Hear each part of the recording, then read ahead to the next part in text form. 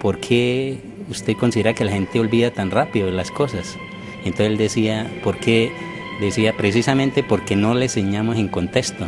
Es decir, no es lo mismo enseñarle a un alumno, esta es una vaca, o la vaca tiene 4 patas y tal cosa, a enseñarle de dónde salió la vaca o cuál es el origen de la vaca.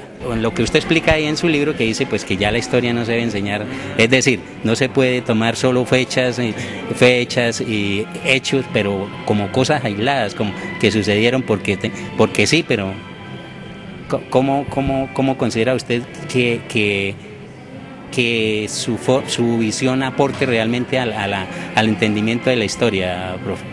Hay que mirar que la manera como se enseñan las ciencias sociales ha cambiado en los últimos años y efectivamente, digamos, estamos luchando también un poco contra esa concepción de la historia, de que la historia es algo que ya pasó.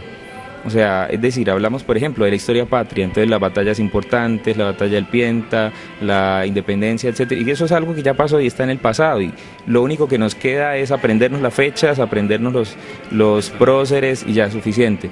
Y hay otra visión de la historia, y es decir, bueno, pues es que nosotros también somos parte de la historia, ¿sí? Somos personajes de esta época y nos toca escribir nuestra historia. Claro, tenemos que aprender qué pasó antes, sí, pero no como a veces se cree, que es simplemente hacer como de alguna manera apología a lo que ya pasó, y entonces bueno, nuestros próceres ya no dieron la independencia y nosotros tenemos que seguir tranquilos, sí, ya somos un país independiente, ya somos un país libre, etcétera. Es decir, bueno, pero es que es contextualizar y diría, bueno, en esta época, ¿cuáles son las luchas sociales, políticas, culturales, a nivel de educativo, que nosotros tenemos que emprender para hacer historia? Precisamente, porque si no corremos el riesgo de quedarnos viviendo en un eterno pasado, y el tiempo se nos pasa, y cuando las futuras generaciones pregunten por nosotros, ¿y ellos qué hicieron?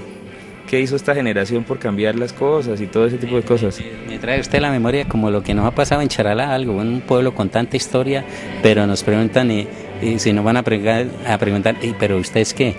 ¿No le parece, profe?